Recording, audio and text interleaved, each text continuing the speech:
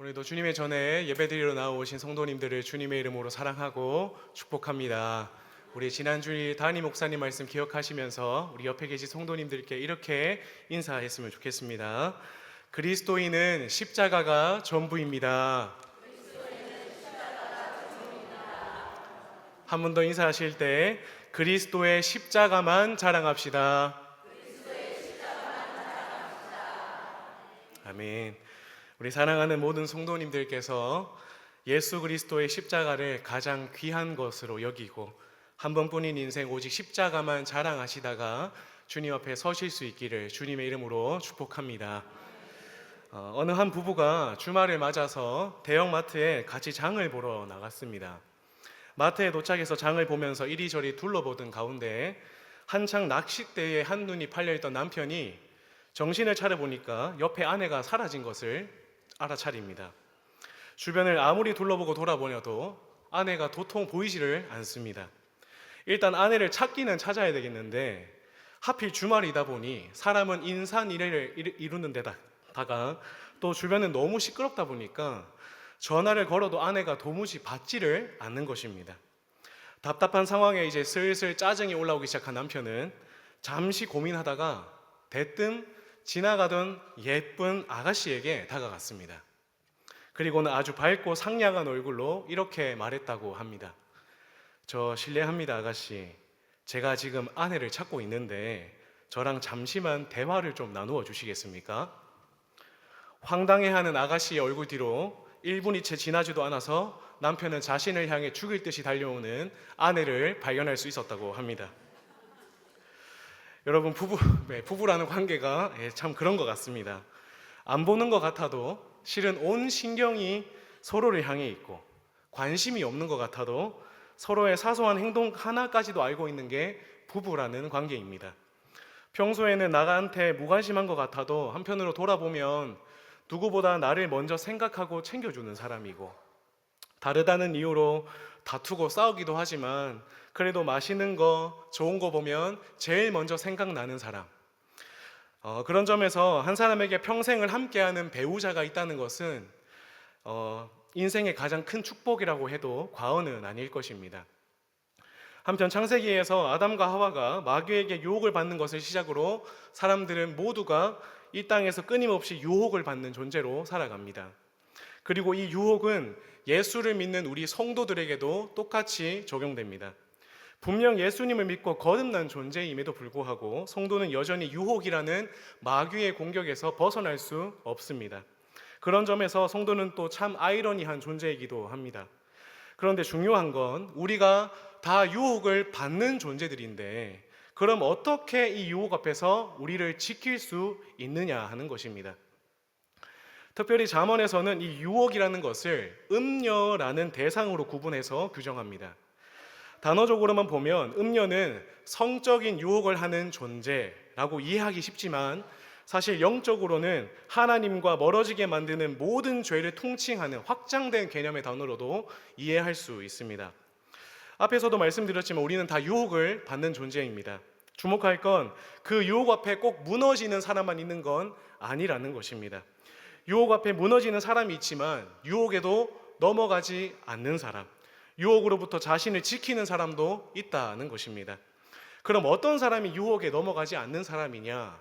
지혜가 있는 사람입니다. 다시 말하면 준비가 되어 있는 사람, 유혹에 대비가 되어 있는 사람입니다. 살면서 늘 이 유혹에 대한 준비, 대비가 되어 있는 사람은 유혹이 와도 문제없이 넘어갈 수 있습니다. 상대적으로 유혹에 준비가 되어 있지 않는 사람은 유혹이 왔을 때 무너질 수밖에 없습니다. 오늘 본문 말씀은 우리가 어떻게 하면 이 음녀의 유혹으로부터 나 자신과 특별히 내 가정을 지킬 수 있을지에 대한 지혜를 알려주는 본문입니다. 우리 오늘 본문 말씀 15절을 다시 한번 읽어보겠습니다. 시작. 너는 내 우물에서 물을 마시며 내 샘에서 흐르는 물을 마시라. 아멘. 우선 여기에 등장하는 우물과 샘은 오늘 본문의 문맥 전체 속에서 배우자를 의미한다는 것을 알 수 있습니다. 잠언이 배우자를 우물과 샘으로 비유한 데에는 배경이 있습니다. 아시다시피 이스라엘 백성은 가나안 땅에 정착한 민족입니다. 그럼 가나안 땅은 어떤 땅인가? 땅의 무려 3분의 2 이상이 되는 지역이 물이 없는 지역입니다. 그래서 광야라고 부르는 것입니다. 그렇다면 하나님이 이스라엘 백성에게 약속의 땅으로 주신 땅임에도 불구하고 그곳에는 물이 흔하지 않기 때문에 당연히 무엇이 귀할 수밖에 없겠습니까? 물. 다시 말해 샘, 우물이 귀할 수밖에 없습니다. 그래서 이스라엘에 보면 자연스럽게 이 우물을 중심으로 해서 마을이 형성되는 것을 볼 수 있습니다. 물이 없으면 살 수 없기 때문입니다. 그래서 목자들도 양떼들을 이끌고 갈 때 어디를 향해 이끌고 갑니까? 물이 있는 곳으로, 우물이 있는 곳, 샘이 있는 곳으로 양들을 이끌고 가는 것입니다. 이러한 배경 안에서 성경에서 이 우물과 샘의 의미를 가장 잘 보여주는 대표적인 인물이 하나 있습니다. 바로 리브가입니다. 아브라함의 아내 사라가 127세의 나이로 죽었을 때 아브라함이 그의 아내 사라를 위해 애통하며 슬퍼합니다. 그런데 남편인 아브라함과 마찬가지로 똑같이 사라의 죽음 때문에 슬퍼하는 인물이 있습니다. 그의 아들 이삭입니다. 이삭에게 있어서 이 어머니의 부재란 굉장한 결핍으로 다가왔을 겁니다. 아브라함이 아들 이삭이 매우 힘들어하는 것을 보죠. 그래서 아브라함은 자기의 늙은 지혜로운 종에게 너는 내 고향 내 족속에게 가서 내 아들 이삭을 위해 아내를 데리고 오라라고 명령합니다. 이 종이 명령을 받고 떠나서 메소포타미아 지역의 나홀 성 밖 그 우물에 도착했을 때 이 우물 곁에서 종이 하나님께 기도합니다. 하나님, 성중 사람들 딸들 가운데 나뿐만 아니라 낙타들까지 물을 마시게 하는 여자, 그 여자를 주의 종 이삭을 위해 예비하신 아내로 알겠습니다. 어떻게 됩니까? 바로 이 우물에서 종이 기도한 대로 자신뿐만 아니라 낙타까지 물을 마시게 하는 여자 리브가를 만나게 됩니다. 그리고 이 리브가를 아내로 맞이한 이삭에 대해서 성경은 이렇게 기록합니다. 창세기 24장 67절 말씀인데요. 우리 같이 한번 읽어보겠습니다. 시작. 이삭이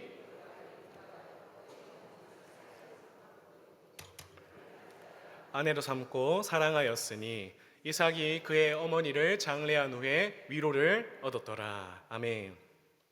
종과 낙타에게도 그러했듯이 리브가는 이제 이삭이라는 한 사람의 아내로서 남편을 마시게 하고 채워주고 위로하는 존재가 되어줍니다. 잠언이 말하는 게 이것입니다. 내가 광야와 같은 이 세상에서 살아가는 동안 기진맥진해서 쓰러지지 않도록 예비해 두신 내 옆에 두신 사람이 있다라는 것입니다. 바로 내 배우자라는 것입니다. 나를 살게 하는 존재, 나를 지켜주는 존재, 나로 하여금 위로를 얻게 해주는 존재가 배우자라는 것입니다. 사랑하는 여러분, 여러분은 내 남편을 살게 하는 존재이십니까? 여러분은 내 아내를 지켜주는 존재이십니까? 내 배우자가 세상에서 힘들어하고 슬픔 중에 있을 때 위로하는 존재이십니까? 이후에도 살펴보겠지만 오늘 본문 전체에서 우리가 특별히 눈여겨봐야 할 대목이 있다면 18절에 보시면 즐거워하라라는 대목이 나옵니다. 즐거워하라. 성경에서 등장하는 이 즐거워하라라는 명령이 가지는 대상은 딱 두 대상밖에 없습니다. 첫 번째 대상은 내 여호와를 즐거워하라. 하나님이 있습니다. 그리고 두 번째 대상은 아내를 즐거워하라. 아내가 있습니다. 하나님을 즐거워하듯이 너의 배우자를 즐거워하라는 것입니다. 여러분, 왜 하나님을 즐거워하는 것 같이 내 배우자를 똑같이 즐거워해야 할까요? 하나님이 주신 배우자니까요. 살다가 그냥 운 좋게 얻은 배우자가 아니지 않습니까? 하나님이 주신 배우자입니다. 그러니까 내가 즐거워하는 하나님이 내게 주셨다면 그 하나님이 주신 내 배우자도 똑같이 즐거워하는 게 맞다는 성경의 원리라는 것입니다. 그런 점에서 여러분, 적어도 살면서 내가 하나님께서 주신 내 배우자와의 함께함이 즐거우시다면 신앙생활을 잘하고 계신 겁니다. 반대로 내가 내 배우자와 함께하는 시간이 즐겁지 않다면 그건 신앙생활을 잘못하고 계신 겁니다. 한번 여쭤보겠습니다. 여러분은 여러분의 배우자와 함께할 때 즐거우십니까? 네. 남편이랑 나가서 밥 먹으면 즐거우십니까? 아내랑 같이 나가서 커피 마시는 시간이 지루하지 않고 즐거우십니까? 여러분, 전도서 9장 9절에 보시면 이러한 말씀이 있습니다. 내 헛된 평생의 모든 날, 곧 하나님이 해 아래에서 내게 주신 모든 헛된 날에 내가 사랑하는 아내와 함께 즐겁게 살지어다. 그것이 내가 평생에 해 아래에서 수고하고 얻은 내 몫이니라. 아시다시피 전도서에서 가장 많이 나오는 단어가 헛되다라는 단어입니다. 전도서 기자가 말하기를 세상 모든 것들은 내가 아무리 노력을 해도 나에게 만족이 되지 못한다라는 것입니다. 모든 사람 안에 욕심이라는 죄성이 있기 때문입니다. 그런데 이 욕심이 가장 무서운 게 만족을 안 준다라는 것입니다. 그래서 전도서 1장 8절에도 뭐라고 말합니까?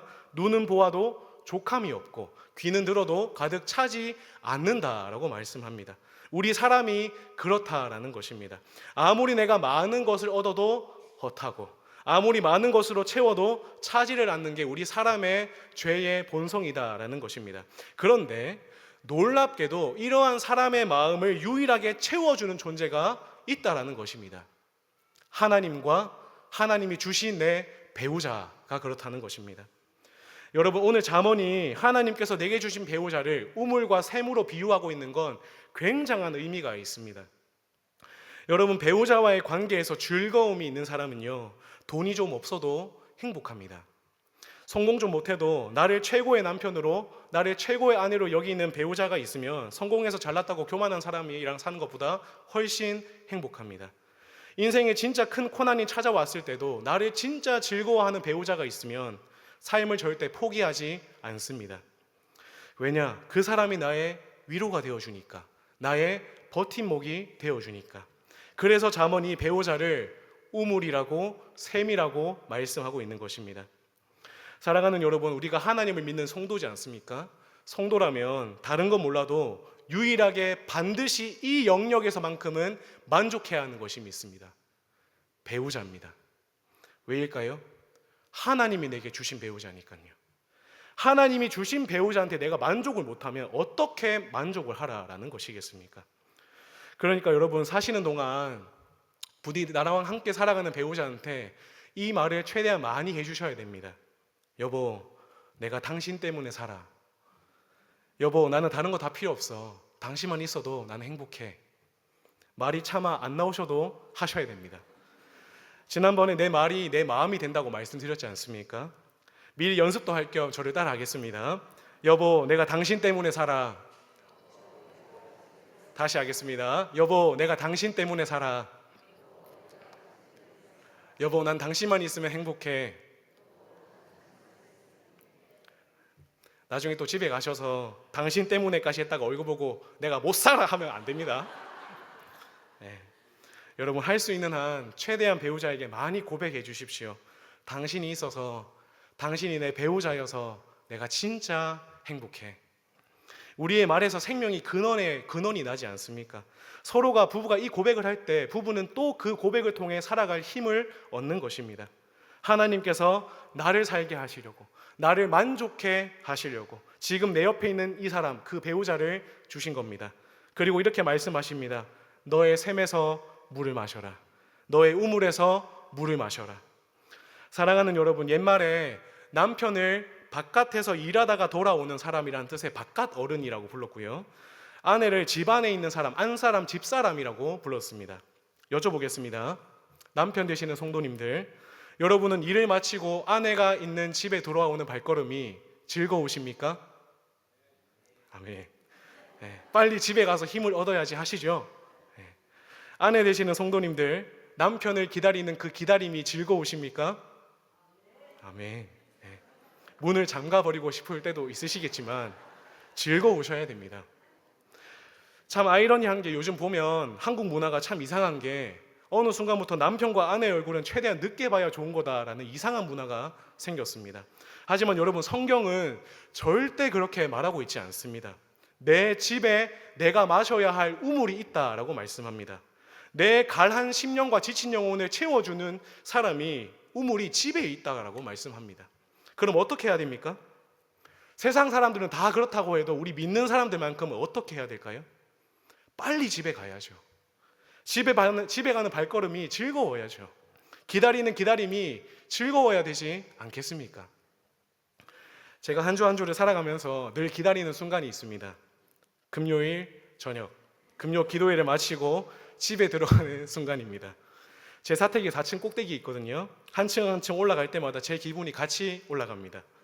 문을 열면 동글동글하게 생긴 키가 진짜 작은 한 여자가 환하게 웃으면서 저를 두 팔에 벌리고 맞아줍니다. 아내가 안아줄 때 그렇게 저를 채워주는 순간이 또 없습니다.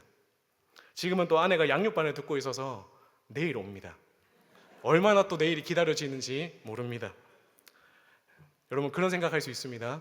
윤광도사 신혼이잖아. 한 10년만 살아봐. 지금 신혼이라서 지금 빨리 설교하는 겁니다. 사랑하는 여러분, 예수 믿는 가정은 바깥이 아니라 집에 들어올 때 무조건 행복해야 됩니다. 내 사랑하는 남편이 기다리고 있지 않습니까? 내가 사랑하는 아내가 기다리고 있지 않습니까? 더군다나 그 내 사랑하는 배우자와 똑 닮은 내 자녀들이 기다리고 있는 곳이라면 그 집이 내 하나님께서 예비하신 가정 천국이 되어야 되지 않겠습니까? 잠언이 말하는 게 이것입니다. 너는 내 우물에서 물을 마시며 내 샘에서 흐르는 물을 마시라. 내 집에 우물과 샘이 있습니다. 내 사랑하는 배우자가 너의 우물이고 너의 샘이라는 것입니다. 저는 저와 여러분들이 하나님께서 주신 내 배우자를 그렇게 즐거워하실 수 있기를 주님의 이름으로 축복합니다. 우리 다음 본문 16절과 17절을 함께 읽어보겠습니다. 시작. 어찌하여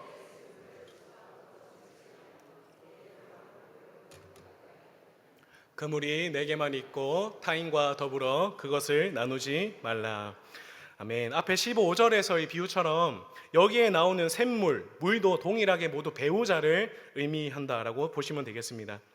잠언이 말하기를 이 샘물이 어찌하여 집 밖으로 넘치게 하고 거리로 흘러가겠냐라고 말씀하고 있습니다. 여러분 한번 생각해 보시겠습니까? 집 안에 있는 샘물이 왜 바깥으로 거리로 흘러갈까요? 집 안에서 누군가가 그 샘물을 마시고 있으면 넘쳐 흘러서 나갈 일이 없습니다. 그런데 안 마시니까 넘친다라는 것입니다. 이게 무슨 말이냐면 집 안에 있는 아내가 행복하면 당연히 집 안에 있기를 즐거워할 것입니다. 샘물이 소비가 안 되니까 넘쳐 흘러서 나간다라는 것입니다. 그러면 집 안에 있어야 할 여자가 왜 바깥으로 자꾸만 나가는 걸까요?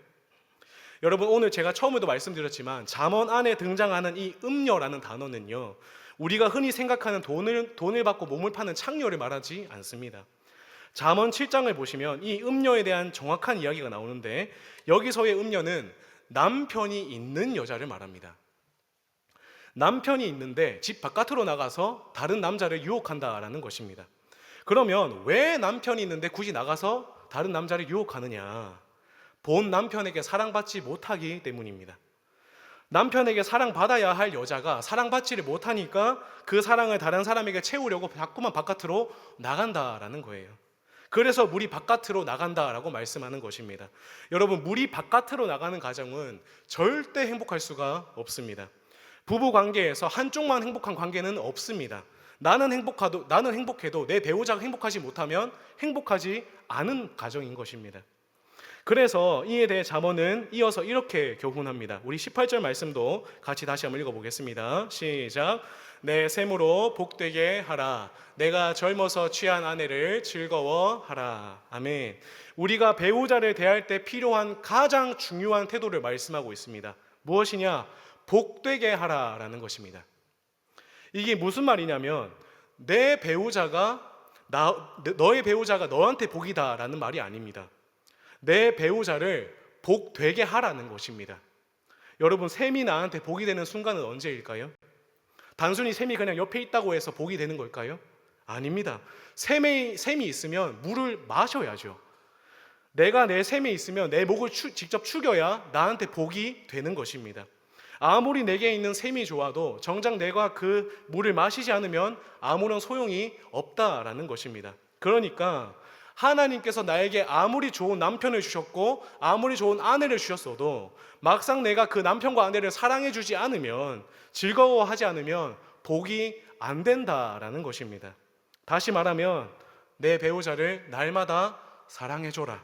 내 배우자에게 날마다 존재감을 부여해 주라라는 것입니다. 내 배우자가 나에게 있어서 얼마나 사랑스러운 존재인지, 나에게 있어서 얼마나 귀한 존재인지를 배우자로 하여금 느끼게 해주라는 것입니다.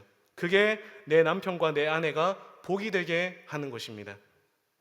제가 결혼 전에 배우자를 놓고 기도를 할 때요, 주변에서 배우자 기도는 진짜 구체적이어야 한다고 해서 진짜 현실적인 것들을 다 놓고 기도를 했었습니다. 하나님, 물질적인 능력은 적어도 이 정도여야 되겠고요, 성격은 이 정도였으면 좋겠고요, 가치관은 이랬으면 좋겠고요, 주님 특별히 제 육신의 눈이 얼마나 연약한지 아시지 않습니까? 외모도 가능하면 출중한 여자면 좋겠습니다. 이렇게 막 다 늘어놓으면서 정말 구체적으로 기도를 했습니다. 그런데 이상하게 기도하면서 하나님께서 그 배우자의 기도의 본질이 그게 아니라는 것을 깨닫게 해주셨습니다. 나중에는 제 배우자 기도가 이렇게 바뀌었습니다. 하나님, 제가 평생에 죽는 날까지 제가 변함없이 사랑해 줄 수 있는 사람, 제 눈에 언제나 사랑스러운 여자를 아내로 주십시오. 너무 감사하게도 제 눈에 가장 사랑스러운 아내를 주셨습니다. 지난주부터 자꾸 오글거리해서 죄송합니다. 제가 아내한테 시도 때도 없이 뭐라고 한다고 했습니까? 여보, 왜 이렇게 예뻐? 여보, 왜 이렇게 사랑스러워? 그런데 비교적 최근에 아내가 저한테 그렇게 이야기해 줬습니다. 여보, 나는 여보가 내 남편인 게 하나님께 너무 감사해. 이런 말씀 들어보셨어요? 안 들어보셨으면 말하지 마세요. 여러분, 남편에게 사랑받는 아내는요, 바깥에 나가지 않아도 행복합니다. 아내에게 사랑받는 남편은 능력이 좀 부족해도 그 발걸음이 언제나 당당할 수밖에 없습니다. 왜일까요? 나를 최고라고 말해주는 아내가 있습니다. 왜일까요? 나를 사랑받는 여자로 만들어주는 남편이 있기 때문입니다. 그러한 배우자는 얼굴과 말투와 그의 삶에서 행복이 묻어날 수밖에 없습니다. 주변 사람이 보면은 그냥 느껴질 수밖에 없습니다. 아, 저 사람은 진짜 사랑받는 사람이구나. 저 사람은 진짜 존중받는 사람이구나. 그러면 그러한 가정은 세상의 음녀가 도저히 건드릴 수 없다라는 것입니다. 사랑하는 여러분, 모든 사람은 나를 의미 있게 여기는 사람에게 의미가 되어주고 싶어 합니다. 그래서 남편에게 사랑받는 아내는요, 신기하게 갈수록 아름다워집니다. 아내에게 존경받는 남편은요, 갈수록 더 멋있어지는 것입니다. 우리가 너무나 잘 아는 유명한 시가 있습니다. 김춘수 시인의 꽃이라는 시입니다. 제가 한번 잘 읽어드려 보겠습니다. 내가 그의 이름을 불러주기 전에는 그는 다만 하나의 몸짓에 지나지 않았다. 내가 그의 이름을 불러주었을 때 그는 나에게 와서 꽃이 되었다. 내가 그의 이름을 불러준 것처럼 나의 이 빛깔과 향기에 알맞은 누가 나의 이름을 불러다오. 나도 그에게 가서 그에게 꽃이 되고 싶다. 우리는 모두 무언가가 되고 싶다. 나는 너에게, 너는 나에게 잊혀지지 않는 하나의 눈짓이 되고 싶다. 학교에서 배울 땐 몰랐는데 이렇게 좋은 시인 줄 몰랐습니다. 김춘수 시인이 바라본 사람의 내면에는 무엇이 있느냐? 우리 모두는 누군가에게 무엇이 되고 싶어 하는 존재론적인 갈망이 있다라는 것입니다. 누군가에게 의미가 되어주는 것, 꽃이 되는 것. 최근에 참 많은 관심을 받고 있는 이혼 숙녀 캠프라는 프로그램이 있습니다. 여기에 진행자로 배우 진태현 씨가 나옵니다. 아내 되시는 박시은 씨와 함께 정말 믿음이 좋은 기독교 인고 부부이시기도 한데요. 여기서 진태현 씨가 진짜 멋있는 말을 남깁니다. 제가 제 아내와 잘 사는 건 저는 제 아내를 꽃이라고 생각합니다. 시들지 않았으면 좋겠거든요. 너무 멋있는 것 같습니다. 여쭤보겠습니다. 여러분과 함께 살고 있는 그 배우자는 여러분에게 꽃이십니까? 적어도 지금 배우자랑 같이 앉아 계시는 분들은 아멘 하셔야 살 수 있습니다. 사랑하는 여러분, 저는 우리 모두가 내 배우자에게만큼은 꽃과 같은 의미 있는 사람이 되었으면 좋겠습니다. 멀리 있는 사람에게 의미가 되어주려고 하지 마십시오. 멀리 있는 사람한테 자꾸 의미가 되려고 하시기 전에 가장 가까이에 있는 내 배우자한테부터 최선을 다하시기를 바랍니다. 왜일까요? 하나님이 내게 주신 내 배우자이지 않습니까? 나와 가장 가까이에서 앞으로 평생을 함께 살아가야 할 내 배우자에게 날마다 의미를 부여해 주시기를 축복합니다. 여보, 당신 같은 아내 없어. 여보, 당신 같은 남편 이 세상에 없어. 그러면 그 남편은 여러분에게 정말 세상에 찾아볼 수가 없는 진짜 내 편이 되어줄 것입니다. 그러면 그 아내는 여러분에게 세상에서 가장 사랑스러운 아름다운 여자가 되어줄 것입니다. 저는 저와 여러분들이 그럴 수 있기를 주님의 이름으로 축복합니다. 이제 마지막으로 본문 20절과 21절을 함께 읽겠습니다. 시작. 내 아들아, 어찌하여 음녀를 연모하겠으며 어찌하여 이방 계집의 가슴을 안겠느냐. 대저 사람의 길은 여호와의 눈 앞에 있나니 그가 그 사람의 모든 길을 평탄하게 하시느니라. 아멘. 여기에서 보시면 여호와의 눈이라는 대목과 함께 주목해야 할 것이 평탄하게 하시느니라 라는 대목입니다. 이것을 정확히 말하면 저울질하신다라는 뜻입니다. 그러니까 무슨 말이냐면 하나님께서는 모든 사람의 길을 저울질하심으로 정확하게 들여다보신다라는 것입니다. 무엇을 들여다보시느냐? 유혹 앞에서 내가 어떠한 행동을 하는지, 어떠한 결정을 했는지, 내가 어디로 갔고 거기서 또 누구를 만나서 무엇을 했는지를 하나님이 다 들여다보고 계신다라는 것입니다. 다시 말하면 사람의 눈은 속일 수 있어도 하나님의 눈은 속일 수가 없다. 그러니 감추려고 하지 말라라는 것입니다. 여러분, 사람이 죄의 유혹에 언제 가장 쉽게 넘어가냐면 그 죄가 감추어질 수 있다고 생각할 때, 내 죄가 숨겨질 수 있다고 생각할 때가 죄의 유혹에 가장 넘어가기 쉬운 순간입니다. 단단히 착각하는 거죠. 완전 범죄를 꿈꾸면서 유혹에 넘어가는 것입니다. 잠언 7장에 등장하는 음녀가 유혹할 때 어떻게 유혹하느냐? 오라, 우리가 아침까지 흡족하게 서로 사랑하며 사랑함으로 희락하자. 남편은 집을 떠나 먼 길을 갔는데 은 주머니를 가졌은즉 보름날에나 집에 돌아오리라 하여 여러 가지 고운 말로 유혹하며 입술에 호리는 말로 꿰물어. 음녀가 지금 이렇게 말하는 겁니다. 내 남편이 지금 은을 가지고 나갔기 때문에 15일 동안이나 보름 동안이나 내 집이 비어 있다. 그러니 내 집에 들어와서 나랑 사랑을 나누자라고 말하면서 자기의 집으로 마치 익명성이 보장이 된 것처럼 너와 나 말고는 아무도 모른다라고 말하면서 유혹을 한다라는 것입니다. 그런데 잠언이 뭐라고 말합니까? 하나님께서는 모든 사람의 길을 평탄하게 하신다고. 반드시 기억해라. 너가 내 배우자와 주변 사람들의 눈은 속일 수 있어도 나의 눈은 속일 수가 없다. 여러분, 성도에게 있어서 하나님의 시선은요, 믿음을 지키는 최후의 보루가 됩니다. 내가 아무리 도덕적으로 살아도, 내가 아무리 믿음이 뛰어나다고 해도 살아가다 보면 내 의지가 내 말을 안 듣는 순간이 옵니다. 내가 나를 지켜줄 수 없는 충동적인 순간이 찾아올 때가 있다라는 것입니다. 바로 그때에 떠올려야 하는 최후의 보루가 있다라는 것입니다. 하나님이요. 하나님이 나를 보고 계신다는 것. 하나님이 나의 모든 길을, 모든 일을 알고 계신다라는 것입니다. 이것도 성경에 좋은 예를 보여주는 인물이 있습니다. 요셉입니다. 보디발의 아내가 요셉을 눈여겨보다가 유혹합니다. 남편이 있는 여자, 음녀의 유혹이 요셉을 그대로 찾아옵니다. 남편 보디발이 없을 때 잠언이 기록된 그대로 요셉을 유혹하죠. 그런데 요셉이 뭐라고 합니까? 이 집에는 나보다 큰 이가 없으며 주인이 아무것도 내게 금하지 아니하였어도 금한 것은 당신뿐이니 당신은 그의 아내임이라. 그런즉 내가 어찌 큰 악을 행하여 하나님께 죄를 지으리이까? 당신에게는 분명 남편이 있지 않습니까? 하나님의 시선이 나를 보고 있는데 내가 어찌 주님 앞에 이 큰 죄악을 범할 수가 있겠습니까? 요셉은 하나님의 시선이라는 최후의 보루로 음녀의 유혹으로부터 자신을 지켜냅니다. 한 명 더 이야기를 해보겠습니다. 욥이 있습니다. 욥이 얼마나 훌륭한 인물이냐면 오죽하면 하나님께서 동방의 의인이다라고 감히 흠잡을 데가 없다라고 칭찬하십니다. 왜냐하면 욥이 사는 동안 늘 이 고백이 있었던 사람이기 때문입니다. 욥기 31장 1절에서 2절 말씀입니다. 내가 내 눈과 약속하였나니 어찌 처녀에게 주목하랴. 그리하면 위에 계신 하나님께서 내리는 분깃이 무엇이겠으며 높은 곳에 전능자께서 주시는 기업이 무엇이겠느냐. 욥이 뭐라고 고백하는가? 위에 계시는 분이 있다는 것입니다.